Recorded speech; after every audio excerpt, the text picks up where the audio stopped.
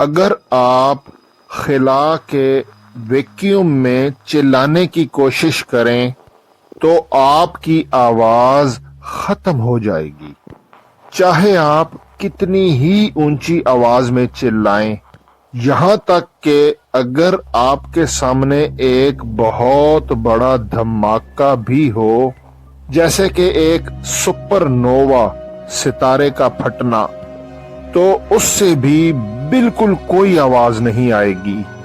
اس کی وجہ سادہ سی ہے، آواز ایک مکینیکل لہر ہے جسے سفر کرنے کے لیے ہوا، پانی یا ٹھوس مادے جیسے میڈیم کی ضرورت ہوتی ہے۔ خلا میں ایسے کوئی ذرات یا مولیکیولز نہیں ہوتے جو آواز کی ان لہروں کو آگے لے جا سکیں۔ یہ ایک بالکل خالی خلا ہے جہاں آواز بغیر میڈیم کے نہیں رہ سکتی۔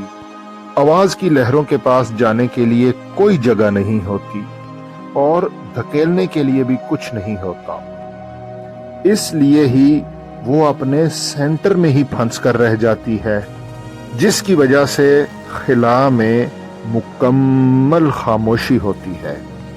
خلا صرف تاریکی ہی نہیں بلکہ یہ تصور سے بھی زیادہ خاموش ترین جگہ ہے۔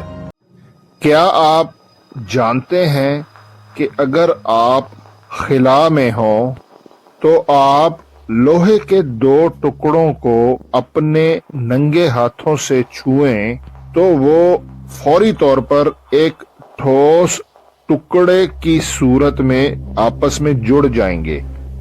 نہ کوئی اوزار، نہ حرارت، نہ بجلی، بس ایک قدرتی مظہر جسے کولڈ ویلڈنگ کہتے ہیں۔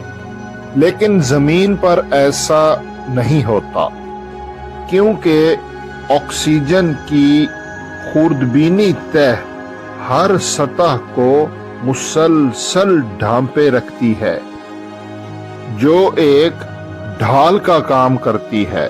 لیکن خلا کے ویکیوم میں وہ ڈھال ختم ہو جاتی ہے۔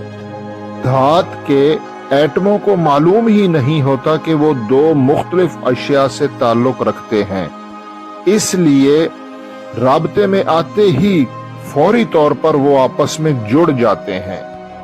یہ قدرت کی اپنی ایک سپر گلیو ہے، اور یہ ہماری کائنات کی سب سے عجیب حقیقتوں میں سے ایک ہے۔